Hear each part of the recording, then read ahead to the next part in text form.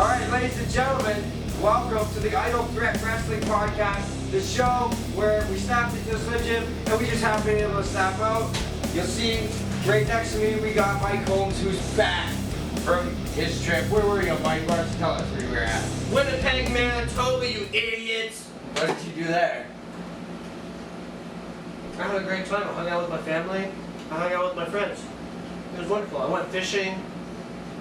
I had a Belgian brewski. Awesome.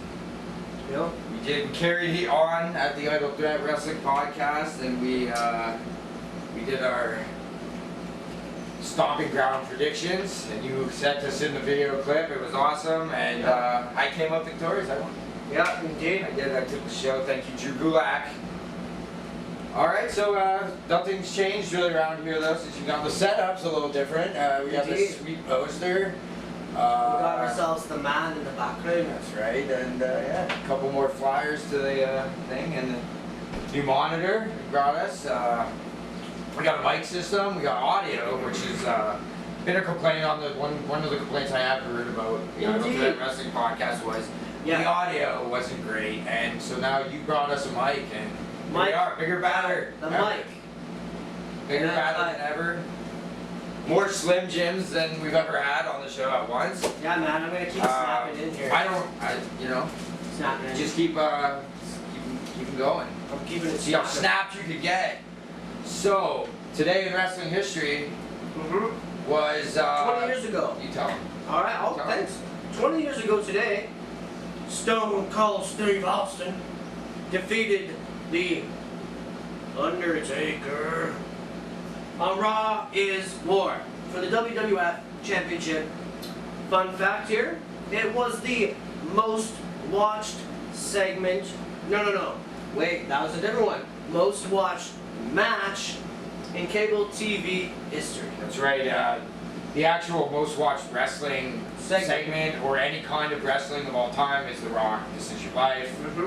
But this was a match.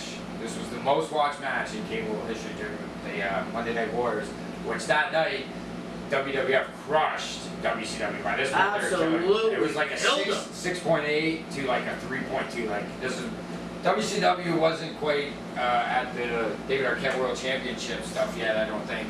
Not yet, but almost. It was pretty in then. This is WWE. This is the time I was watching the most. Dude, just drawn in. You couldn't miss an episode of Raw back then, and obviously not a lot of people did, and that's why. So in sad news though, Matt Bourne, who was original Doink the Clown, we lost him 6 years ago. When it's very, very tragic news. Actually, it's not very. It was a pretty beloved character in my opinion. I thoroughly liked his. When I was a kid, I loved Doink the Clown. Right, exactly. I would get this, man. I swear to God, I was Doink the Clown for Halloween in like grade 6. Dude, I was Doink the Clown when I was like. But only evil Doink. Once he was kind of good. I got pictures of it. I'll bring in pictures. I got pictures of it too.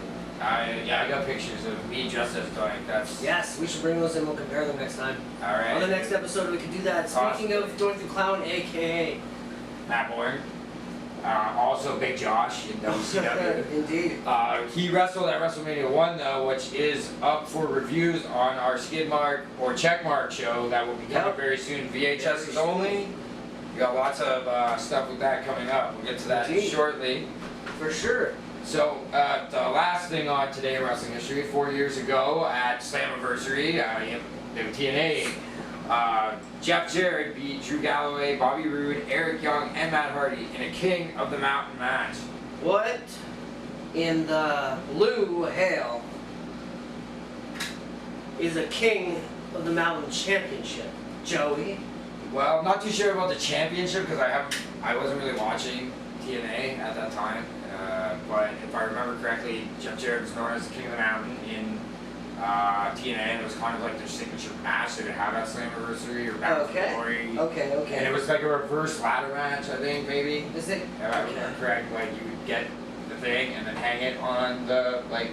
Is that like similar to like similar rules to like not the rules, but like similar outcome of the X division or the Ultimate X match where you get the X and then you cash it in and then no. I don't. It was its own. It was its own thing. I think the championship was its own thing. I think I won. I don't remember. It was something on a pole, so Vince Russo probably wrote it. That's all. In that note, we'll have to do some history and homework on the King of the Mountains. We can get back to you guys about that on the next episode. I don't remember. Okay. Either way. Speaking of Slammiversary is coming up in 2 weeks, July 6th, Dallas. Like, not near us, unfortunately. Unfortunately, I would love to be there as well.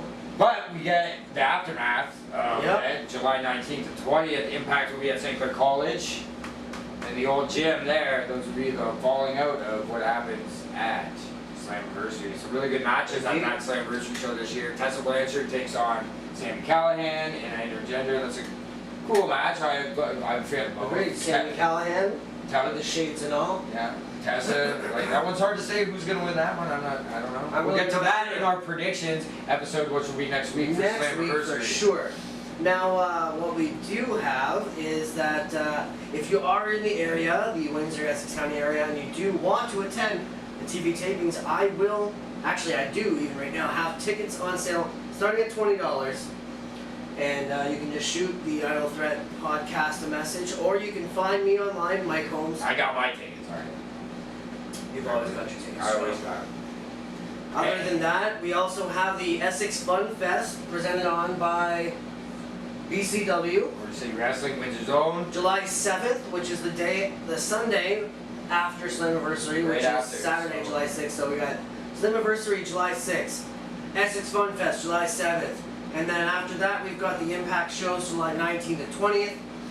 Windsor, watch out. There's a lot of good stuff coming out for wrestling. Oh, man. We already had 2 weeks ago, we had the Father's Day, Fantastic Fathers. Unfortunately, I couldn't be there, but you told me that it was amazing. It's great photography. It's a great time in Windsor for wrestling right now. I really feel. I think almost everywhere, even though, people are tuning out of WWE because it's nothing, so I think maybe people are out there looking for their wrestling fix. Wherever you are, I think right now, so Southern Ontario, how many promotions are there right now? Oh man. Detroit, how many promotions are there? Let's do a quick shout out. I can't really name too many in Detroit, but I can name at least a bunch. We've got BCW, Smash Wrestling, Destiny Wrestling, Greek Town Wrestling,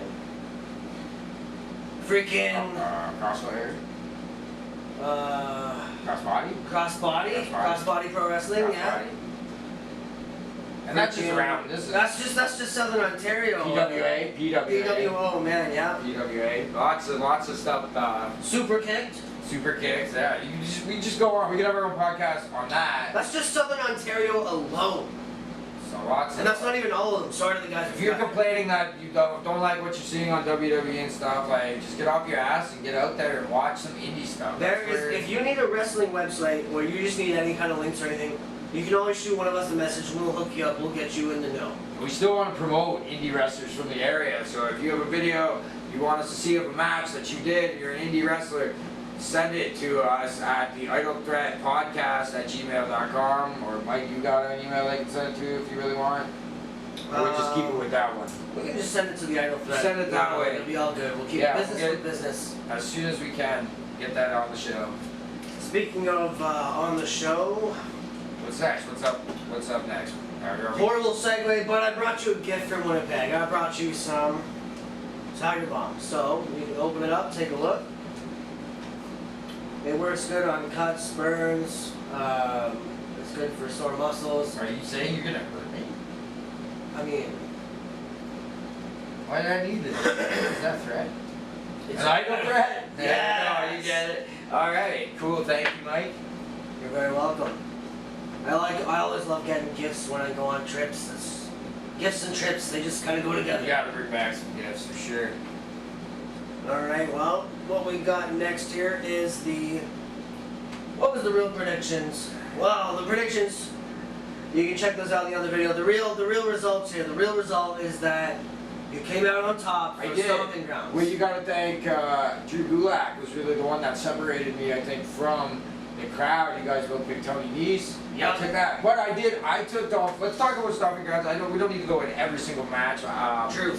You got a couple wrong. I got 2 wrong. I took Ziggler, and he obviously didn't win. And I took. Not against my boy Kofi. We all took Samoa Joe, and that was a huge upset, I think. But maybe. Yeah, it really was. What do you actually. think? What do you think about that? Because I was like, okay, he's done with Rey Mysterio now. They're finally he's gonna have a really good match with Ricochet, which I think we all thought to push Ricochet, but he wouldn't come up with the belt. But I don't know. Maybe they're gonna push Joe into a higher position, maybe a world title position. Let me lower my hat and do some real thinking here. You with the floor here.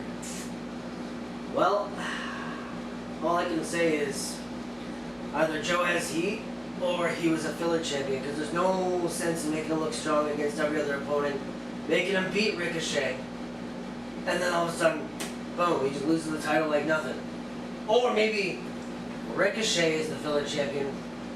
I don't know, because they brought them up, right? And maybe they're just doing a new thing. Honestly, we never know, because after we talk about, when we get to our next segment, everything will be revealed pretty much. So, yeah, I mean, I really don't know what their deal is, but everything could be changing soon. Well, Ricochet definitely, it's not a bad decision to put the belt on him, but I just wonder why, Joe and Ray went back and forth there with the belt for a bit, and then boom, it's just done. So is Ray out? Is Ray gone? Is Ray done? No, I heard he's coming back soon. So. I have a theory. It's kind of out there, but get this. Okay, so in WCW, Rey Mysterio was billed as Rey Mysterio Jr. And WWE purchased WCW, so now they own Rey Mysterio Jr. as well as Rey Mysterio. Could we see Dominic put a mask on or off and come out as Rey Mysterio Jr. to fight alongside his dad, Rey Mysterio, because that's what he's billed as in WWE? Wait, I thought his dad was Eddie Guerrero. Who cares who his papi is? Anyways, do you think we could see that? Do you think that's a possibility? Rey Mysterio Jr., Dominic comes out, Rey Mysterio Jr.? I don't count it out, but I don't know. I mean, it's a long shot. It's not a terrible theory. Dominic's been on TV. Maybe they're just waiting for him to come out, and I don't know. Maybe, I don't know. Yeah, but that's my golden theory. It's completely out of left field, and so I do know that if you're listening, Vince McMahon, you own Rey Mysterio Jr. and Rey Mysterio as build names, or maybe you don't own Rey Mysterio rather, but yeah, Rey Mysterio was actually Rey Mysterio's uncle, though, right? Right. So how did they acquire that? That's a good question. Are they allowed to do that? Yeah. That's a very good question. Maybe, or is he gonna be Rey Mysterio Jr.? This has actually opened more Rey questions. Mysterio the third. Oh. Well, no, because they don't have a two. You never have enough of the thirds in the wrestling game. Rey Mysterio 2? Knows. Mysterio 3? Who knows? Well, anyways, that's my take on that. What did you think overall of? Did you watch Stomping Grounds? I watched the highlights. I didn't watch the. I watched it. I won't lie. I watched it with Double D. Wherever you are, Double D, we watched it, and shoutouts, Double D. It was, I don't know, man. I really don't know what to say too much about that show. Like I predicted on the show, of any of the predictions, I said I thought the Drew Gulak match and Tony Nese match was going to be the best match. The triple threat there was going to be the best, and I thought that was the best match. Even though it was a pre-show, it was still, in my opinion, I think it was the best match. The Joe match, Ricochet was alright. The crowd was really, for us, they really talked about not being able to sell tickets to that show and how, they were giving away tickets at the end, but yeah, I think, the matches went over alright because the crowd was loud. That audience, they wanted, they were into the show, even though there wasn't a lot of people there. The people that were there were really wrestling fans and into the show, and overall, despite what a lot of people said it was such a crappy show, the worst show they ever done, I think that's bullshit. That was not the worst WWE show I've ever seen. I agree. I've seen a lot more worse shows than that one. Well, to be fair, it wasn't really that bad of a show, really. It wasn't that bad. There was a lot of rematches, and so people were complaining, and a lot of why matches, I guess. And that's really, on the internet, all you see is people talking whatever about it. But I think it's really become cool to hate on the WWE too, as much as if it wasn't already the last 10 years, now more than ever. It's just cool. I'm all elite. I like AEW.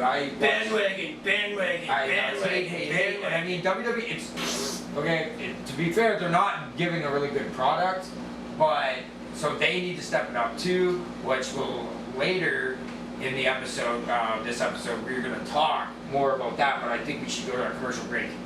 I agree. So here is a message from our sponsors. I'm just surprised. I wonder who it is. Hey, my name's Greg, and I'm from the Rad Dudes Video Shop. One stop where you stop, shop, swap, and shop. And my name's Greg, and our rental video store has a very variety selection of wrestling tapes, and you may have met my twin brother Chet, and support Idle Threat Wrestling Podcast, and he's my twin brother Chet. Yeah, you might have met him. My name's Greg, and Rad Dudes Video Shop. Support Idle Threat Wrestling Podcast.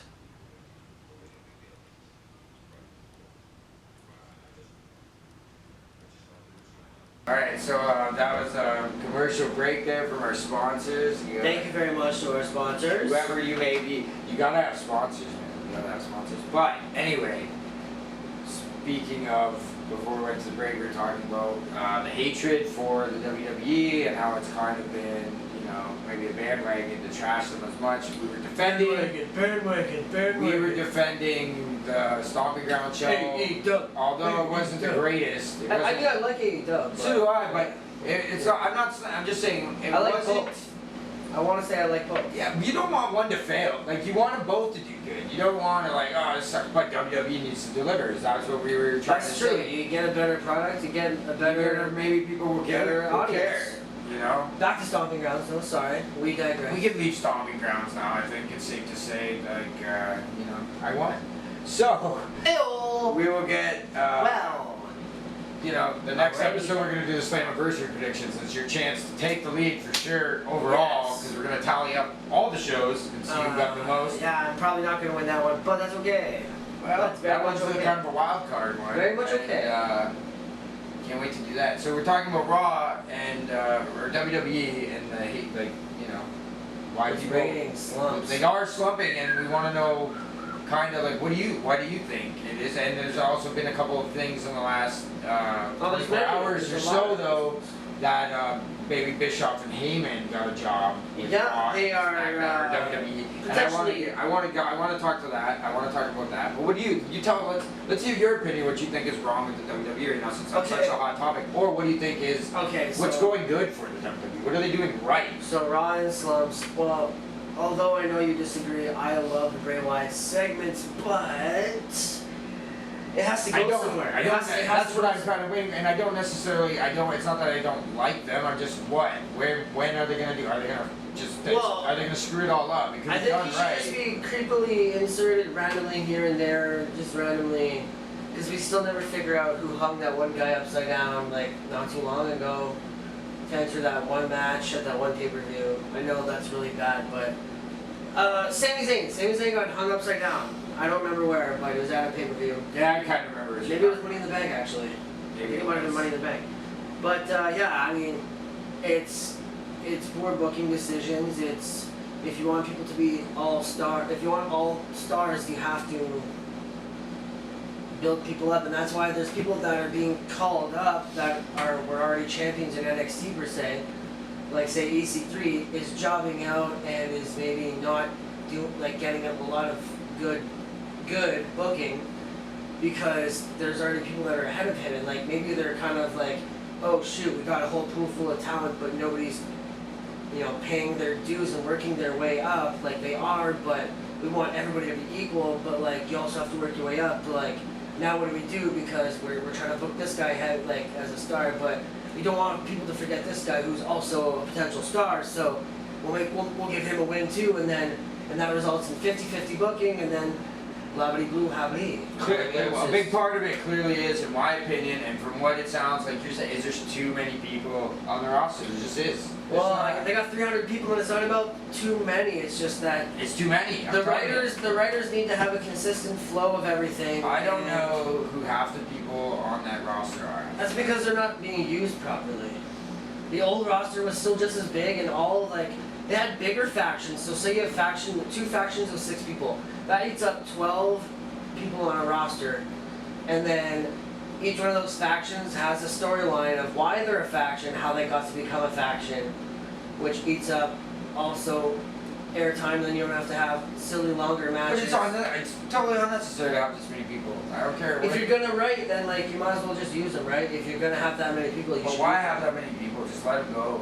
I mean, there's also that, but if you have to have that many people, if you're going to... They don't need so many shows either.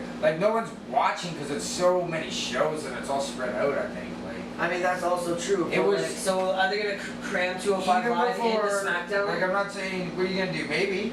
And back in the day, there was Raw or Nitro. There's 2 wrestling shows that are on at the same time, and you pick, and you watch one, and everybody watched that one. And then it started breaking down into Thunder, SmackDown, on and on. Heat, back in the Attitude Era, Heat. Velocity. And then it just, now the network's got something on all the time, every day. 24/7. They gotta have that many people, no doubt. That's what I'm trying to say. Truth. They need that many people because they have so many shows. But get rid of some of the shows. Make people want and wait for that one night a week to the best show on earth, like Raw was at one time. You know what I think mean? that's what AEW's goal is gonna end up being. They're gonna have the one show a week, plus the pay-per-views. So they're gonna do it old school, I think. Well, that would be cool. For sure. That's Impact isn't forcing I gotta watch 2 pay-per-views in a month. I can't. Impact doesn't do that. I get a pay-per-view every once in a while, and they're good. WWE, I force myself to watch these because they're not very good, and I wouldn't watch them except we do the predictions for the show. Also, Slammiversary, I'm excited to see. Yeah, the build up to a lot of those matches since Rebellion. It's been 2.5 months. Hell yeah! It's not. I watched the Saudi Super Show. Then I had to watch thing and do predictions for Stomping Ground, which is almost the exact same show. And now I gotta do Extreme Rules coming up too. It's I don't want this show. The predictions are a fun part. Don't get me wrong, people. Yeah. But I don't want this show to just be all prediction shows. Predict this, predict that. So lose here, win anyway, not to digress on what could be fixed on the show. Well, I mean, truth. So here. Speaking of truth, segue. There you go. R-Truth. Is he the savior of WWE? Is he the only segment worth watching? Well, some people say yes. I say no. He's not the only segment because, like I said, I'm a fan of the Firefly Funhouse. However, he's a great segment and he's killing it with his 48/7 European television title championship belt. Can't understand the words. Ain't nobody understands. I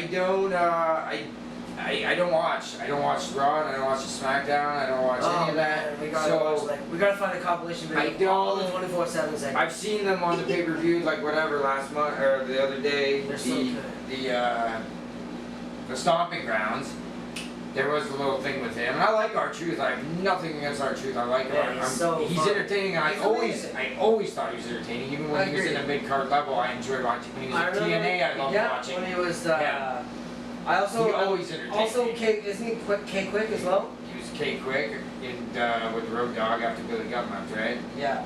And then Billy Gunn left. He was left alone. And then he went to TNA, and he was a world champion in TNA. Yeah. Ron Killings is a talent. He looks as good as he's ever looked. He looks at the same age as when he debuted almost. You know what I mean? He's an entertaining guy. I always thought so. I don't know anything about it because I don't watch Raw and SmackDown. So True. that's all I can say about R-Truth. My thoughts. But now the big part of he rolled up Drake Maverick at his wedding and pinned him to get the 24/7 title back and ruin Drake Maverick's wedding. And it is hilarious. That's what's they're trying to save WWE. All the people are watching that. I don't just need comedy all the time. I need real wrestling. I don't know. That's true.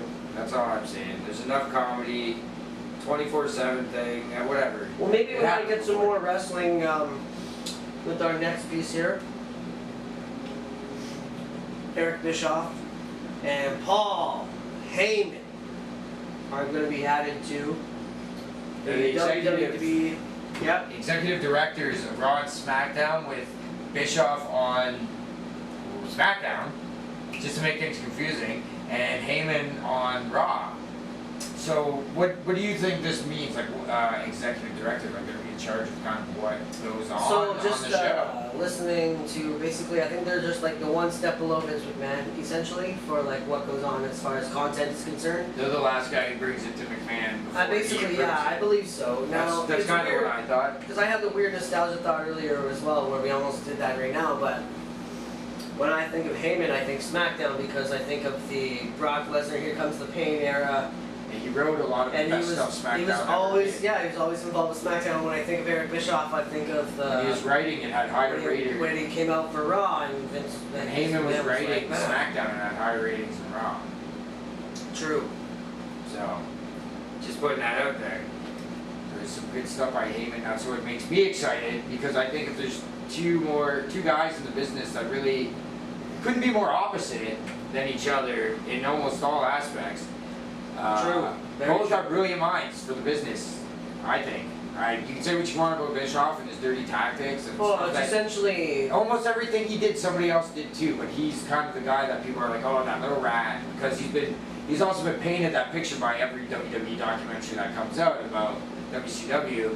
But I have to say Bischoff was a brilliant mind for, I think he let ego maybe get to him a little too much, and that he could do no wrong, and which he very much so did, and led to the demise. He's not the guy who put the nail in the coffin, I don't think, of WCW, but he certainly, ran a lot of things into the ground, paid a lot of people a lot of money, and wasted a lot of money. Speaking But- of WCW and ECW, it's kind of almost ironic that Vince McMahon has now hired the two guys that he bought out, ECW and WCW respectively, to essentially save WWE. That is very ironic. Here, let me kill your companies. Now, please come back and save mine. Well, Heyman will make money this time. What goes around comes around, boys. But yeah, that's That's gotta what be. I always say. It's an exciting time. Maybe they can finally turn around these ratings. Like I said, both guys have got a lot of respect for it. And Ben Heyman, you could say stuff about Heyman, how he screwed a lot of guys in the ECW, but man was brilliant mind for the business of wrestling. You can't deny that. ECW was one of the most exciting times for me in wrestling. I can very much agree with that. I was such a WWE kid, WWF, whatever you want to call it at the time. I never watched WCW. Get the Didn't care. Yeah. I didn't care about WCW whatsoever, but when I saw ECW, I had to see what that was, and you would watch it on, Fox 38, no free to air on 10 of TV, just to get basically the whole show would just be like commercials for ECW. Like it wasn't even, you get like one match maybe. It would be like a commercial the whole night for like, And it was fun. buy t-shirts, buy the night kimono on a layout dance to top the thing. It was just all sales, but it was so cool that White Zombie music, you know what I'm talking about? That was the shit. Nostalgic time for me, so I personally can't wait to see that. Maybe I'll start watching. Maybe. Hopefully. Forward you to watch. AEW. AEW, that's the what is it, Fyter Fest. It's coming up, right? Fyter Fest, yep. Is that this week? Are we doing predictions for those? No, I don't think we're gonna do predictions for those because, like I said, I don't want this to just be an all prediction show. People, I know. We will do all out. We will do all Yeah, out. all out for sure. But this one, I think, is just kind of a little. It's free to watch, I believe. I don't know what it's on, but I'm pretty sure you can watch it somewhere online. And there's good matches on it, right? That's Moxie and Janela. Is that show? I think so. So yeah, there's it's John Moxley's debut. Everybody's crazy about the greasy Dean Ambrose. But yeah, there you go. So yeah, we're not gonna do predictions on that, but you got AEW in the works. Yeah. I don't know if it already happened or not. You have to look, but if you're interested in MLW, I heard the Von Erichs are making their Dallas debut soon, which is huge. To have the Von Erichs back in the Dallas territory where their their dad Back in the wrestling and their world. grandpa, the Von Erich dynasty, ran amok and ran wild. One of my favorite promotions of all time too, WCCW. Huge fan. Hell yeah. I don't know, we're all on this nostalgia binge. Anything else you care to talk about? Nostalgia. No, I'd rather just reminisce. But speaking of reminiscing, we are going to move on to our next segment, which is The longest running segment in Idol Direct Wrestling Podcast Podcast history. Yeah. This is the 11th episode already. Can you believe it? We should have done, you know what, we should have just done a clip show. We almost, X1. you know, we're almost at that point. But we will give you, and tell me, you didn't just say that Tell me, right now. The video he game didn't did. just say that. In the red corner, at 6'2", 257 pounds, he's the guy who gets all the ladies and some of the men. Lance Dula! Referee Ross. Alright, yeah, so that was like the first time I ever played that game, and like I picked that guy because his name was like Lance, and there was all these like weird names like the Commandant and shit like that. So I'm like, I'm gonna pick Lance because that's the best wrestling name I've ever heard, right? So I pick him, and then that, like the dude, I don't know, like I felt like he was making a gay joke at my guy. Like what it? I know I don't think it was a joke. it was 1995 or 1996 that game. So But everybody cheered him as though he was like the super face. they were like, that dude is so awesome. He will steal all the chicks and some of the dudes, right? So I mean, I think it was like almost like a weird I don't know. first attempt to incorporate the LGBTQ plus community I just into the wrestling feel, world. I don't know. I don't know. I feel like at that time it was like a zinger. Like he's just, and I was like, fuck you. I picked Lance, whatever. So that's my story. I mean, was like, I don't think it came out as a zinger enough though. Like everybody cheered and everybody was just like, it was like an endearing, like he'll get all the ladies and even some of the men, and everybody was like, yeah. I don't know. It was weird for a video game to say that, especially in Just in general, 1995. I agree. 1995, that's definitely just a little Pretty odd. weird. I know sometimes like Japanese games don't translate well over when they, Or not the translate English, well, whatever, Yeah. So maybe it was something like that. I don't know. Either way, Lance, he was cool. He was an art wrestler, whatever. So there's nothing wrong with that. Nothing at all, but it was just definitely a. It caught me off guard. He did not. Just say that. Right. So that's probably gonna wrap it up for this week, unless you got anything else to throw in there. It was great having you back. I like having a co-host more than I don't like having a co-host. It just makes things easier. It was a good show. I had a lot of fun. We'll be back. Now we're hoping to stay on track and have you a new episode every week. I think we'll shoot for Friday. Friday works pretty good for me. I like Fridays as well. Friday. Friday night, early Saturday morning. So you can expect the podcast to be out at least on the weekends sometime for sure. Sure. Well, this has been Mike Holmes and Joey Idol on the Idol Thread Wrestling Podcast. Stop by your Slim Jim. And never snap out. Like, share, and subscribe. We you.